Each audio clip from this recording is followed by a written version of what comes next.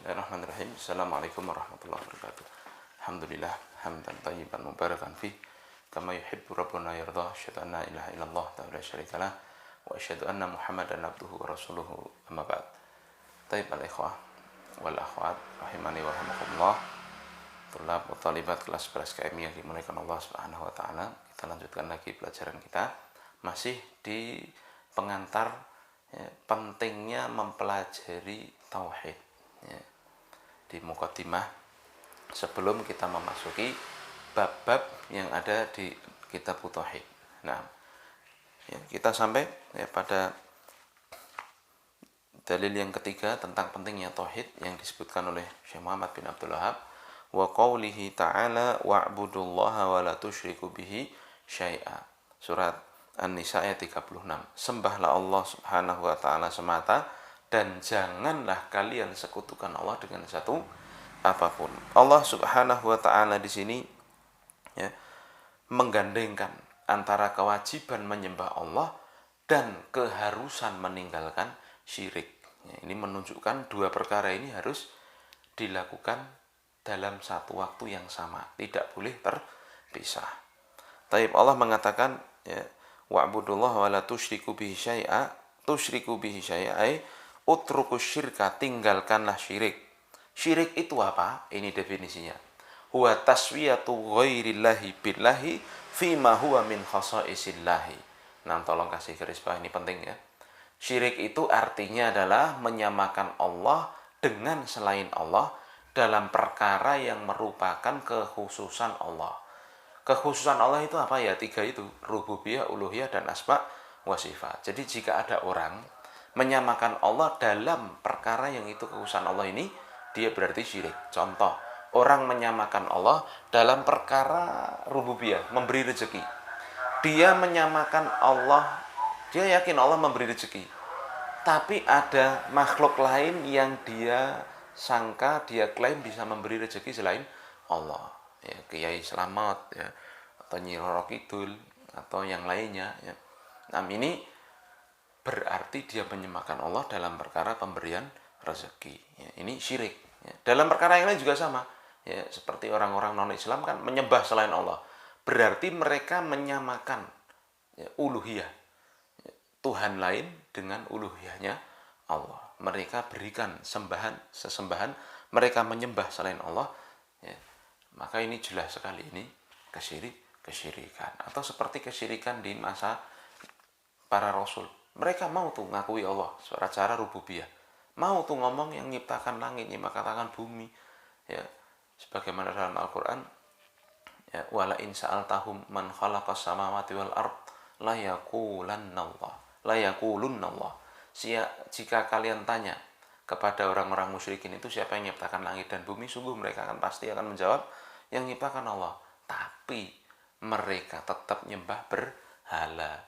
Jadi mereka mengakui rububiyahnya Allah, tapi mereka tetap nyembah berhala. Ini ya, berarti dia melanggar apa yang Allah wajibkan. Jadi Allah mengatakan, sembahlah Allah semata, jangan kalian sekutukan Allah dengan satu apapun. Ini kalimatnya nakirah ya. Fi siyakin nahi syai'an di sini ya. Ini nakirah, isim nakirah. Konteksnya larangan. Ya. Fata'ummu syirka kabirahu wa saghirahu. Maka maknanya adalah seluruh jenis kesyirikan. Jangan kalian sekutukan Allah dengan seluruh jenis kesyirikan, baik syirik besar maupun syirik kecil. Nah, faedah atau sebelumnya makna global dari ayat ini, ya'murullahu subhanahu wa ta'ala ibadahu bi'ibadatihi wahdah. Allah memerintahkan hambanya untuk menyembahnya semata. Ya. La syarikalah, tidak ada sekutu baginya. Wa yanhahum 'anis syirki, dan Allah melarang hambanya dari syirik. Wa lam yakhussa nau'an min anwa'il ibadati, dan Allah di dalam ayat ini tidak mengkhususkan satu jenis kesyirikan dalam ibadah. Ya. Jadi maksudnya nggak mengkhususkan itu nggak nyebut satu, jangan doa selain Allah, jangan sujud kepada selain Allah, jangan rukuk kepada selain Allah, jangan minta kepada selain Allah, kan begitu. Tapi Allah mengatakan secara global, wala tusyriku bihi syai'a. Itu artinya semua jenis ibadah yang dimaukan.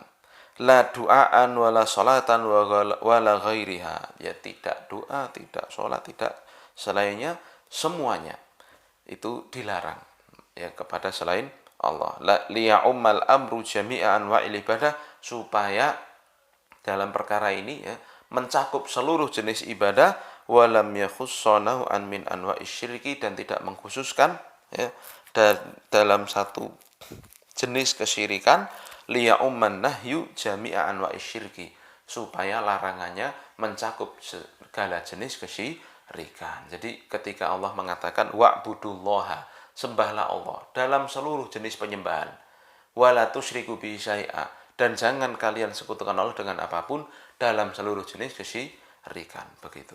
Nah, ya, jadi maknanya umum untuk seluruh jenis ibadah dan seluruh jenis kesyirikan. Ketika beribadah harus pada Allah, ketika mau menjauhi syirik harus seluruh syirik, besar maupun kecil. Keterkaitan kenapa ayat ini dimasukkan ke dalam mukadimah kitab tauhid, annaha ibtada'at bil amri bit tauhidi wan nahyi 'anil syirki. Fa fiha tafsirut tauhid bi annahu ibadatullahi wahdahu wa tarkus syirki.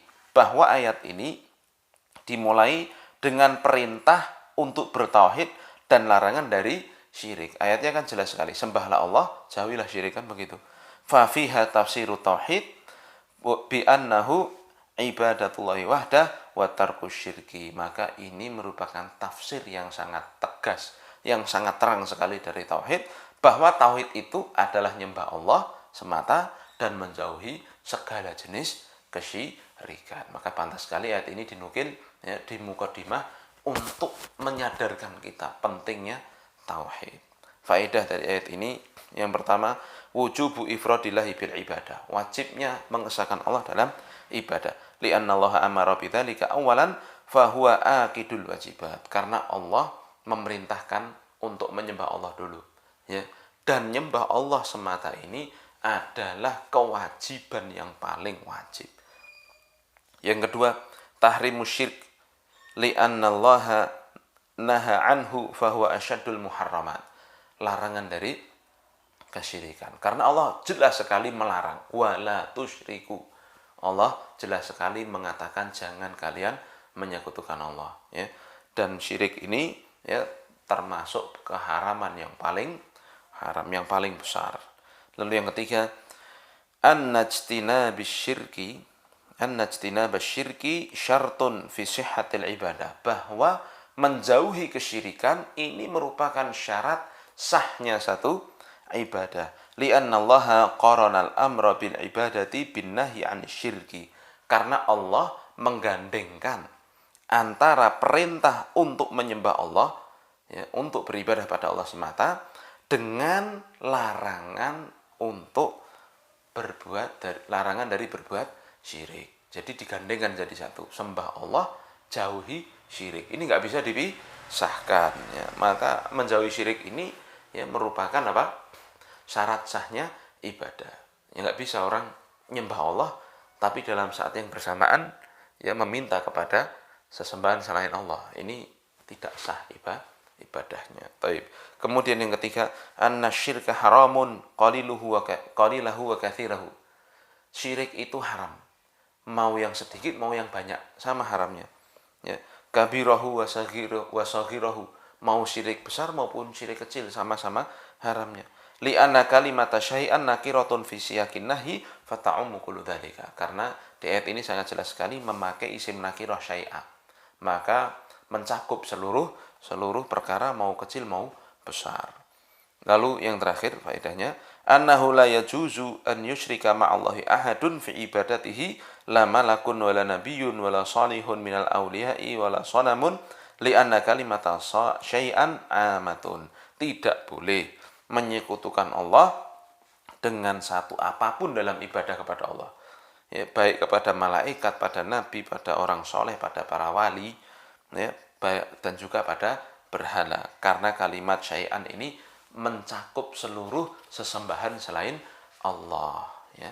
Maka marilah ya kita terapkan, kita sembah Allah semata, kita saat yang bersamaan kita jauhi segala jenis kesyirikan besar maupun kecil, sedikit maupun banyak, kita wajib jauhi. Ini ya dari ayat tersebut. Kemudian kita pindah ya ke dalam nukilan ayat berikutnya ya, yang dibawakan oleh Syekh Muhammad bin Abdul Wahab ya.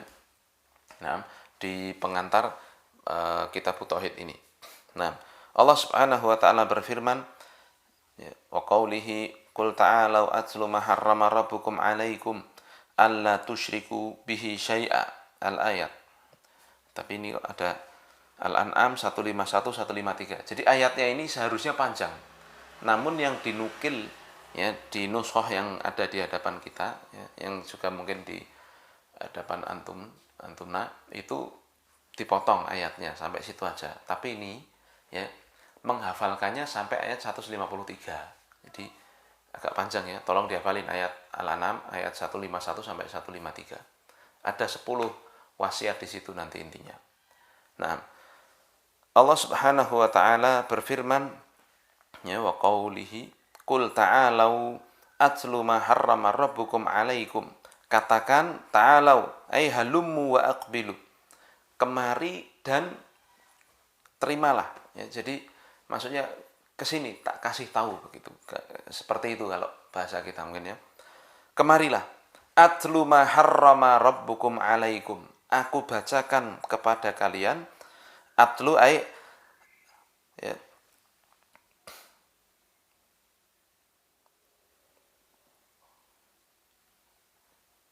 ya aku bacakan atas kalian dan aku kabarkan kepada kalian apa yang Allah haramkan, apa yang Tuhan kalian haramkan atas kalian. Harama al-haramul mamnu'u minhu.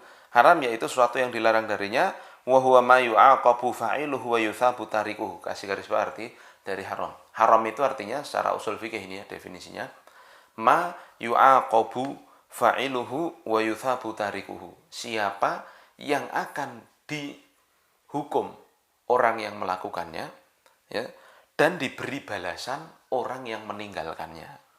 Jadi keharaman itu kalau dilakukan pelakunya dihukum. Kalau dia meninggalkan dia dapat pahala. Nah, ya, dapat reward.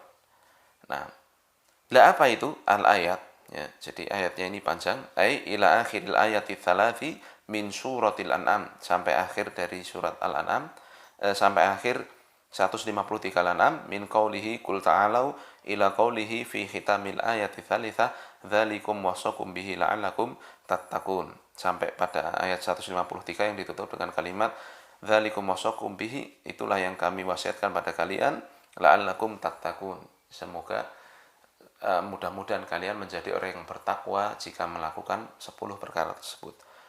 Ya, makna global dari ayat ini, ya'murullahu nabiyahu, Allah memerintahkan nabinya, an yaqula liha ulail musyrikin alladzina abadu ghairallah. Allah memerintah pada nabinya yang mereka itu menyembah selain Allah, wa harramu ma razaqahumullah, dan mereka mengharamkan apa yang Allah rezekikan pada mereka, wa qatalu auladahum taqarruban lil asnam, dan mereka membunuh anak-anak mereka karena untuk mendekatkan diri kepada berhala mereka ya, numbalkan anaknya untuk mendekatkan diri pada berhala ya. Fa'alu dzalika bi'araihim wa taswilis syaitani lahum.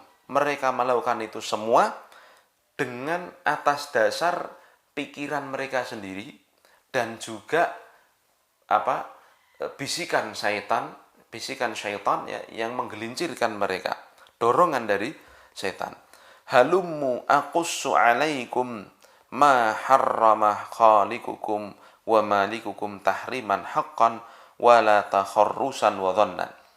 Marilah ke sini, aku beritahu kepada kalian wahai orang-orang musyrikin apa yang pencipta kalian telah haramkan atas kalian, dan apa ya, yang keharaman ini merupakan keharaman yang sejati, yang benar-benar diharamkan oleh Allah, bukan berdasarkan prasangka atau tebak-tebakan ya. Bal biwahyin minhu wa amrin min indihi, bahkan ini semua berdasarkan wahyu dari Allah dan perintah dari sisinya. Wa dzalika fima wasakum bihi fi hadhil wasayal ashri, dan itu ada dalam ayat yang dikenal dengan 10 wasiat ini. allati hiya, yang mana itu adalah, ya kita harus baca dulu tuh ya. Al-An'am ayat 151 sampai 153 ya. Antuna harus hafal nih. Antuna harus hafal nih. Menghafalnya di matan yang ini harus apa? Komplitnya. Di mana Allah Subhanahu wa taala mengatakan, "Qul ta'alau atlu ma harrama rabbukum 'alaikum." Kita hitung nanti sampai 10. Katakan, kemari aku kasih tahu apa yang Allah haramkan atas kalian. Yang pertama ya, alla tusyriku bihi syai'a. Jangan kalian menyekutukan Allah dengan satu apapun. Kemudian wabil walidaini ihsana, ya. Dan kalian wajib untuk berbuat baik kepada orang tua, wasiat yang kedua ini. Lalu wasiat yang ketiga, wala taqtulu auladakum min imlakin nahnu narzukukum wa iyahum. Jangan sampai kalian membunuh anak kalian karena takut miskin. Kamilah yang memberi rezeki pada kalian dan juga pada mereka, anak-anak kalian. Lalu yang keempat, wala taqrabul fawahisha ma dhahara minha wa ma batan. Jangan kalian dekati fawahish. Fawahish itu ya, disebutkan oleh para ulama ya, artinya adalah perbuatan keji yang mengarah kepada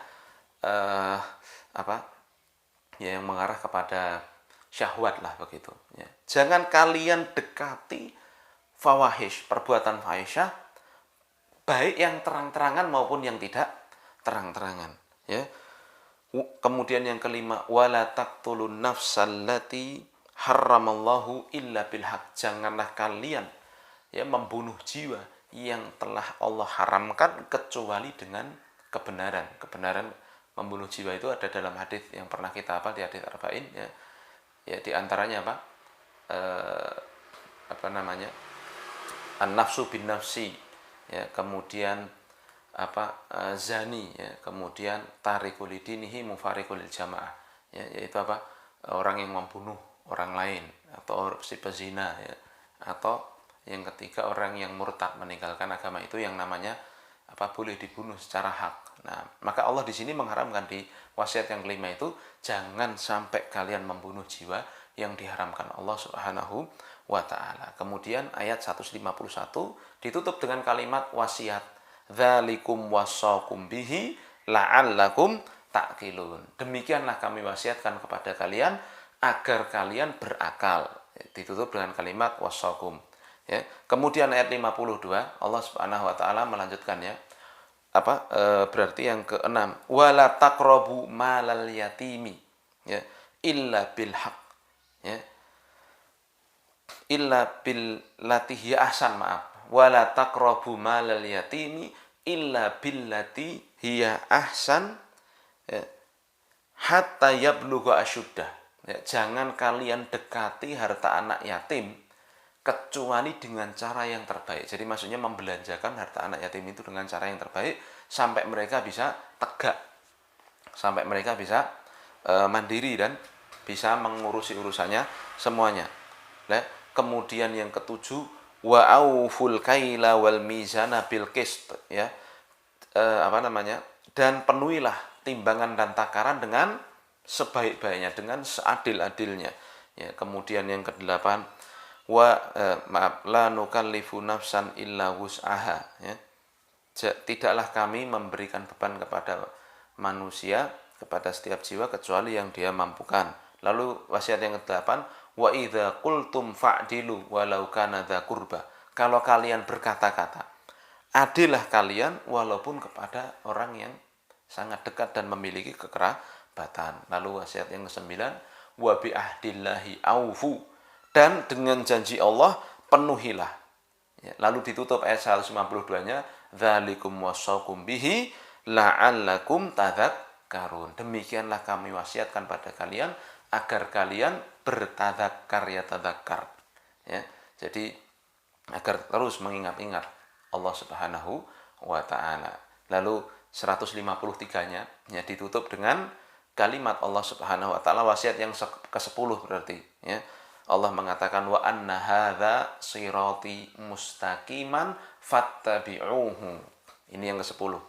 Itulah ya, jalan kami yang lurus, ikutilah ya.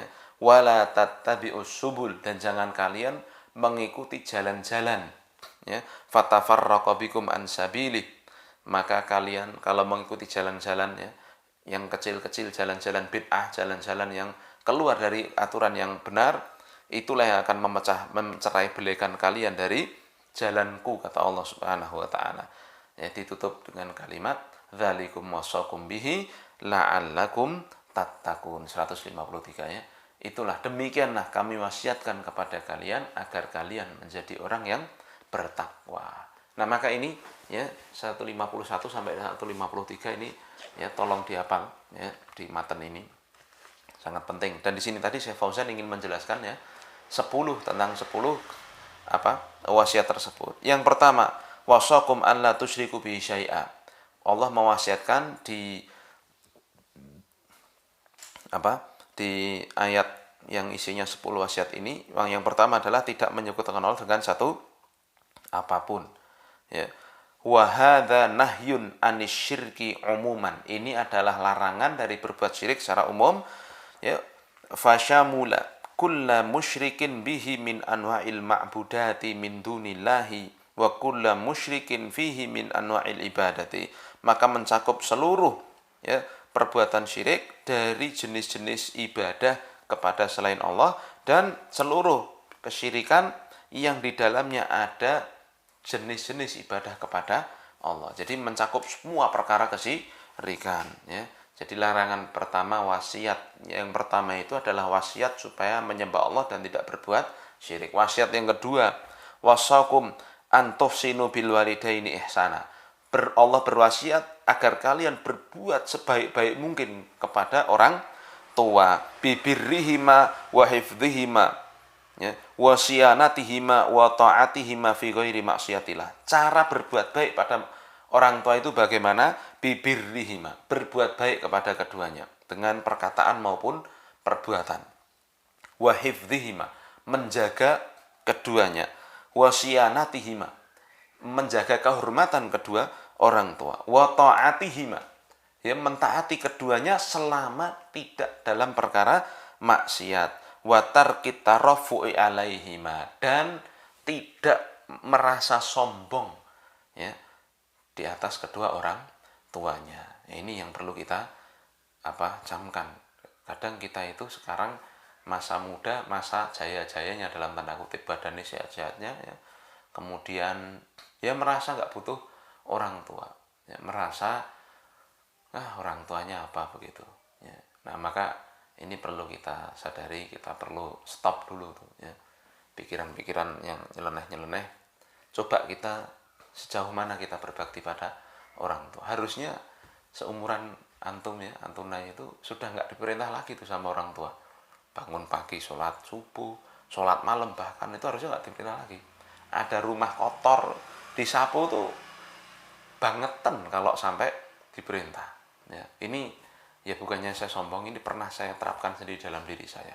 Saya mungkin semenjak SMP kelas 1 itu, alhamdulillah, tidak pernah itu orang tua teriak-teriak mukulin untuk sholat atau untuk suruh ke masjid, itu alhamdulillah tidak pernah.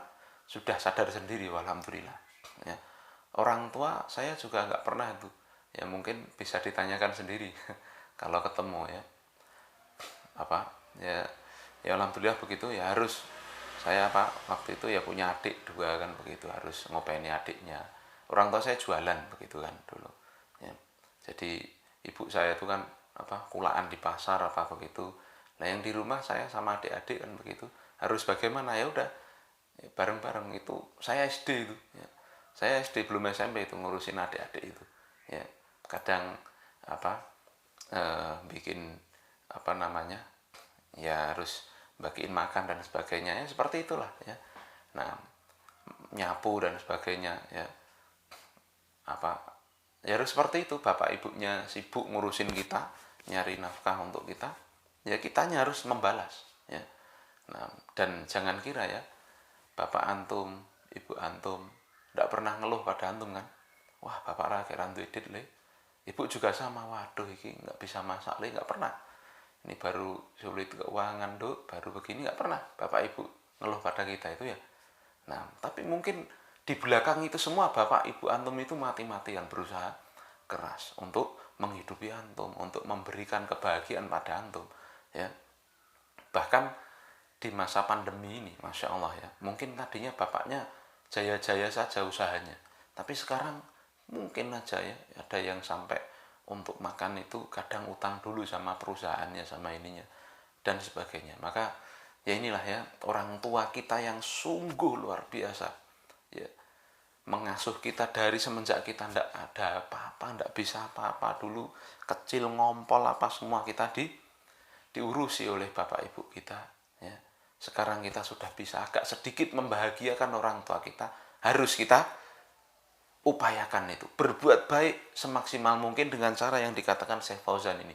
Berbuat baik kepada mereka, mentaati mereka, menyenangkan mereka, menjaga kehormatan mereka, kemudian meninggalkan untuk merasa sombong di hadapan mereka walaupun sudah sukses sekalipun.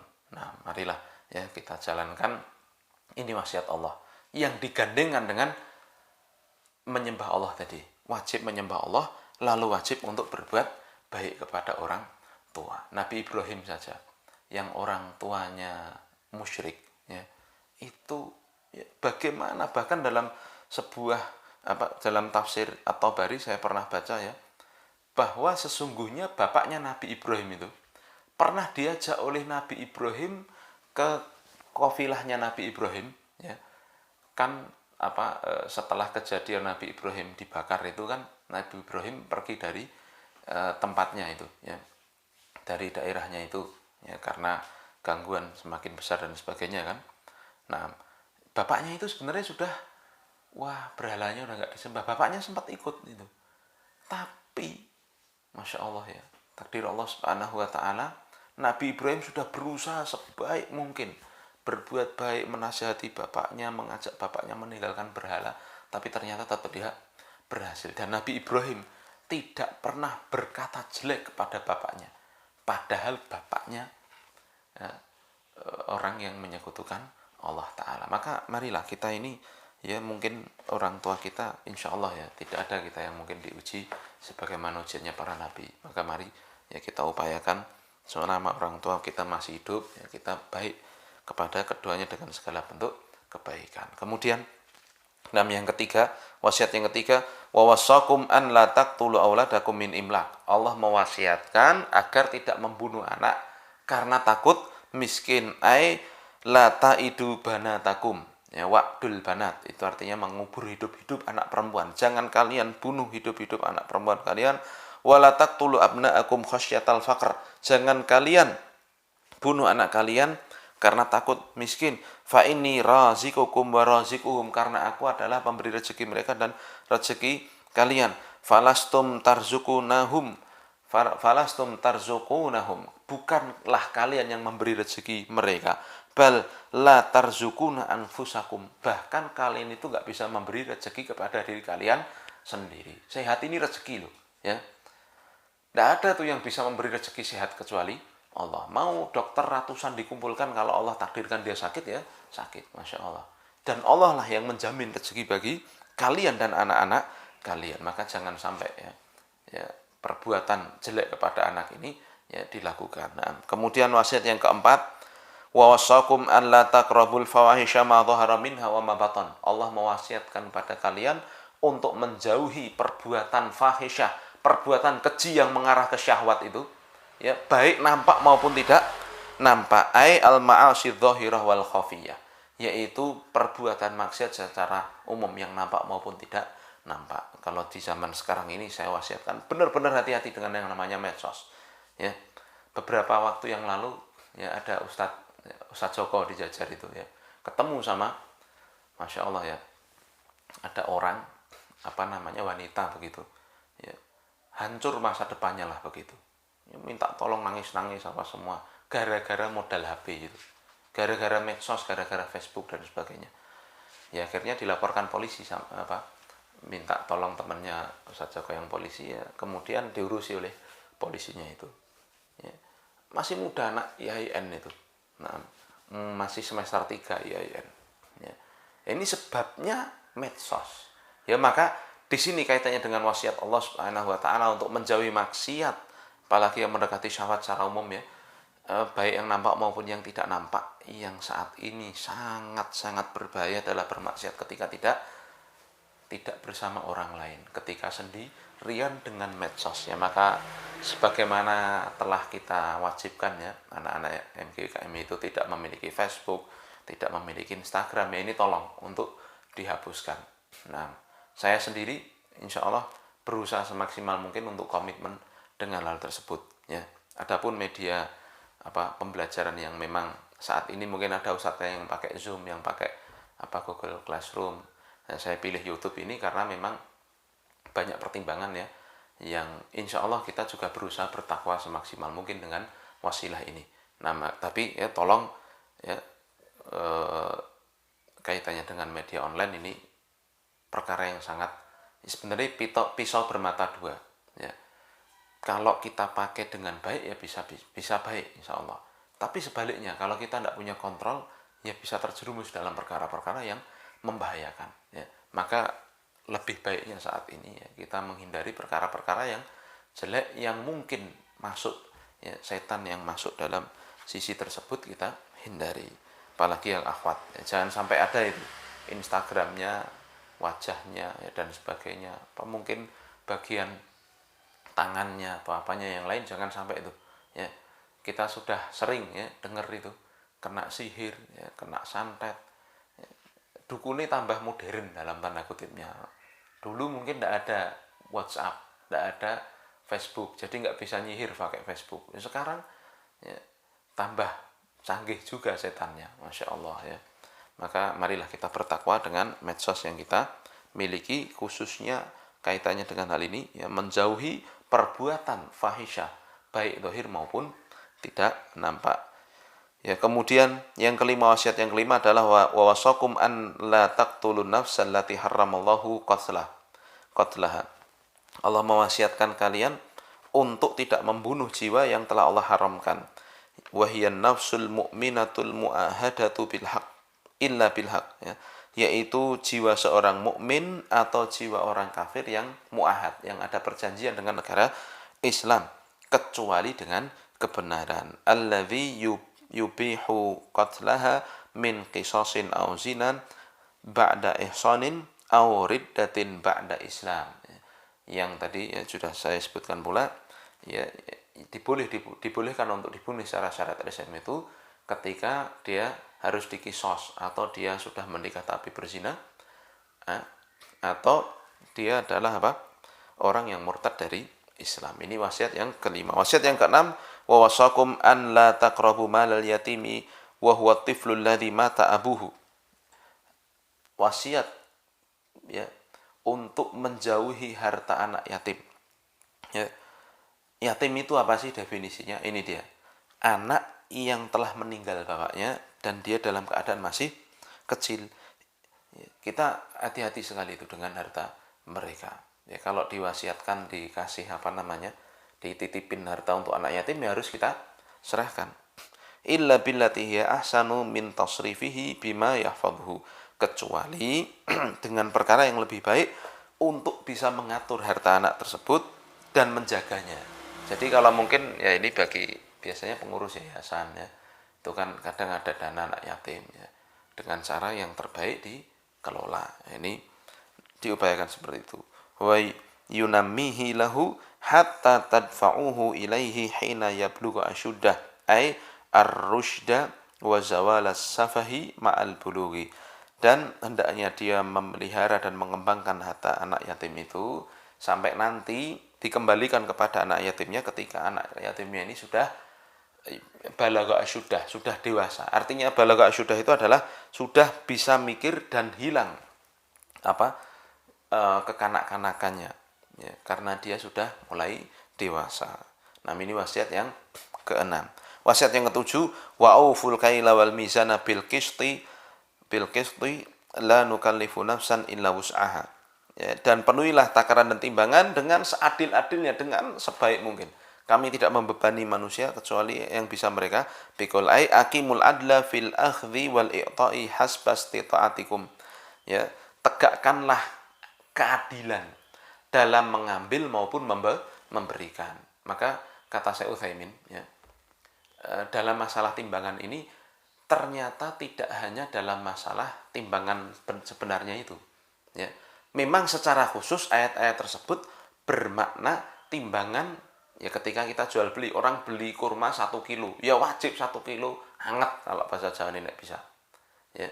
Jangan sampai 1 kilo ini kurang begitu. Orang beli gula 1 kilo, ya wajib kita beri 1 kilo seadil mungkin, sepas mungkin. Ini tafsiran keadilan dalam perkara jual timbang menimbang memberi takaran yang pertama. Tapi kata Syekh Utsaimin juga, ya, ketika menafsirkan ayat wailul lil mutaffifin, ya, alladzina idza talu ala nasi yastaufun dan sebagainya itu, nah, maka yang dimaksud dengan mutaffif, orang yang mengurangi takaran dan timbangan pula, itu adalah orang yang minta hak, tapi kalau ngasih kewajiban tidak mau gitu. Jadi kayak pekerja, kalau minta gaji ya harus sebesar-besarnya, sebaik-baiknya, setepat-tepatnya. Tapi kalau pas salah kerja, tura turu, eca eco, ida itu. Ya. Kalau disuruh kerja nggak serius, tapi kalau minta gaji serius, ya. Nah, maka itu katanya, ya, kata Syekh Utsaimin, ya, ini juga harus hati-hati. Ini dikhawatirkan menjadi orang yang mengurangi takaran dan timbangan, mutaffif. Nah, kemudian, ya, yang ke-8, wasiat ke-8, wa idza qultum fa'dilu walau kana dza qurba, kalau kalian berkata itu haruslah adil walaupun kepada orang yang kerabat dekat sekalipun. Amara bil adli fil qauli 'alal qaribi wal ba'id ba'dal amri bil adli fil fi'li. Allah memerintahkan di sini, ya, kalau takaran dan timbangan tadi kan dalam perbuatan, di sini dalam ucapan dan dalam ucapan. Kita harus adil berucap baik kepada orang dekat maupun orang jauh, ya. Terlebih lagi ketika memiliki kewenangan, ya, misal jadi hakim, ya, itu kan wah berat itu kalau menghakimi orang yang dia kenal, nah, atau yang semisalnya, maka harus adil, ya, perintah Allah Subhanahu wa taala. Wasiat ke-9, bi ahdillahi aufu ai bi ahdillahi bi wasiyatihi allati wasakum bihi aufu, dengan janji Allah yang diwasiatkan pada kalian penuhilah, ai in qadu lidzalika bi an tuti'uhu fima amara bihi wa naha anhu, ya. Laksanakan janji kalian, wasiat yang Allah perintahkan tersebut dengan melaksanakan seluruh perintahnya dan menjauhi larangannya. Wa ta'lamu bi kitabihi, ya, wa sunnati nabihi wa ta'allamu, dan kalian harus belajar, ya. Wasiat Allah itu kita taunya bagaimana, janji Allah itu kita taunya bagaimana, belajar Al-Quran dan Sunnah, setelahnya melaksanakan. Lalu wasiat yang terakhir, yang ke-10, wa anna hadza sirati mustaqiman fattabi'uhu, inilah jalanku yang lurus, ikutilah. Suruh mengikuti jalan Allah yang lurus. Wa la tattabi'us subula fatafarraqa bikum an sabilih, dan jangan kalian mengikuti jalan-jalan kesesatan, karena itulah yang akan memecah belah kalian dari jalan Allah yang lurus.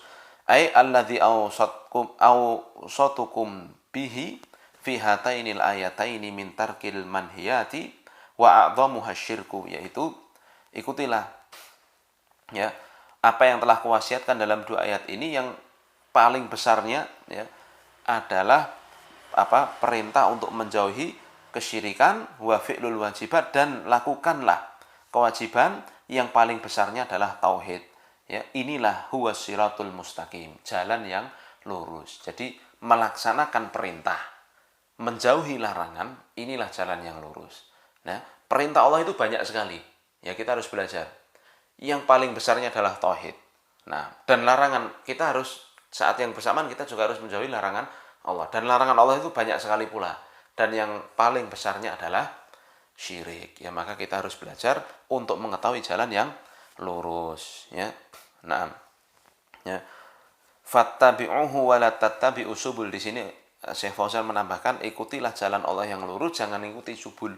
Subul itu apa? Subul di sini kata Syekh Fauzan maknanya adalah al bid'ah wa syubuhat. Bid'ah dan syubuhat. Ya. Kerancuan dalam perkara agama dan juga bid'ah, ajaran baru dalam masalah agama. Ya. Agama loh, ya.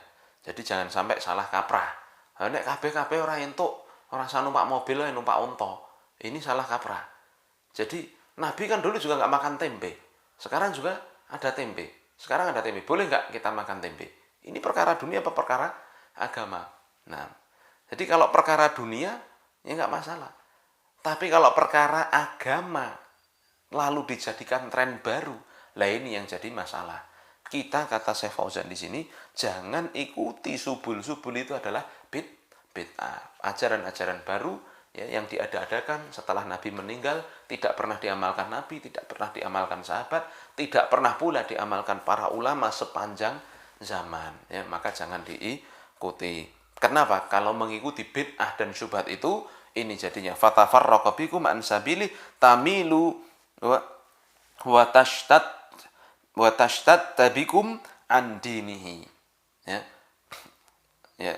Karena kalau kalian ikuti bid'ah, kalian akan tercerai-berai ya dari agama Allah Ta'ala. Dan sekarang kan terbukti ya. Mohon maaf ya. Kalau sekarang ditanya, Mas, Islam, apa sih tapi? Apakah ini, apakah ini, apakah ini, apakah itu?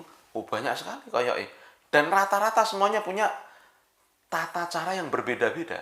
Bahkan sampai punya baiat-baiat yang berbeda-beda. Kalau nggak kelompoknya nggak dapat tuh ini. Kalau nggak kelompoknya nggak mau tuh deketin. Kalau nggak kelompoknya sholat dipel. Nah ini akibat apa? Akibat ajaran-ajaran baru yang tidak diajarkan oleh Rasul dan para sahabat. Maka marilah kita jauhi bid'ah dan segala kemunkaran syubhat. Nah, tapi keterkaitan ayat ini dengan bab annallah ya, jadi annallah subhanahu wa ta'ala dzakara fiha jumalan minal muharramati ibtada'aha bin nahi anisyirki. Allah di sini ya menyebutkan secara global tentang perkara-perkara yang diharamkan, yang dimulai dengan larangan dari syirik, wan nahyu anhu yastad'il amra bitauhid bil iktidai. Dan larangan berbuat syirik ini otomatis ya memerintahkan di saat yang bersamaan untuk melaksanakan tauhid dan memenuhinya. Fadalla dzalika ala anna tauhid aujabul wajibat, maka ini menunjukkan tauhid itu adalah kewajiban yang paling wajib, wa anna syirka a'dhamul muharramat, dan syirik itu adalah keharaman yang paling besar. Faedah dari ayat ini yang pertama, anna syirka a'dhamul muharramat wa anna tauhid aujabul wajibat. Syirik itu keharaman yang paling besar, tauhid itu adalah perintah yang paling wajib. Kedua, a'idhamu haqqil walidain, besarnya hak kedua orang tua. Yang ketiga, tahrimu qatlin nafsi bighairi haq, larangan membunuh jiwa tanpa hak. La siyama idza kana al-maqtulu min dzawil qurba, terlebih lagi kalau yang dibunuh itu dari orang yang memiliki kekerabatan. Yang keempat, tahrimu aklil malil yatim wa masyru'iyatul amali ala islahihi, haramnya memakan harta anak yatim dan disyariatkannya untuk mengelola hartanya dengan sebaik mungkin demi kemaslahatan si anak yatim tersebut. Ya. Jadi fitnah anak yatim ini kadang terjadi kepada saudara bapak atau ibunya, kadang begitu. Yang terjadi di masyarakat begitu. Jadi ada anaknya itu anaknya orang kaya, qadarullah bapak ibunya meninggal. Kan berarti meninggalkan harta yang banyak. Nah, kadang saudara-saudara dari bapak ibunya itu yang berbuat ya nyeleneh lah dengan hartanya anak yatim tersebut. Maka ini harus super hati-hati. Nah, ya. Kemudian yang kelima, wujubul adli fil aqwali wal af'ali alal qaribi wal ba'id, wajibnya berbuat adil dalam perkataan dan perbuatan baik pada orang dekat maupun jauh. Yang keenam, wujubul wafa'i bil ahdi, wajibnya menunaikan perjanjian. Yang ketujuh, wujubut tiba'i dinil islami wa tarki ma'adah, wajibnya mengikuti agama Islam dan meninggalkan selainnya. Yang kedelapan, annat tahlila wat tahrima haqqun lillahi, bahwa yang namanya menghalalkan dan mengharamkan itu hanyalah hak Allah Ta'ala semata. Nah, ini yang bisa kita petik dari dua ayat Al-Quran yang dinukilkan oleh Syekh Muhammad bin Abdul Wahab di pembukaan kitab Tauhid ini. Semoga bisa dipahami dan diamalkan. Subhanakallahumma wa bihamdika, asyhadu an la ilaha illa anta astaghfiruka wa atubu ilaik. Assalamualaikum warahmatullahi wabarakatuh.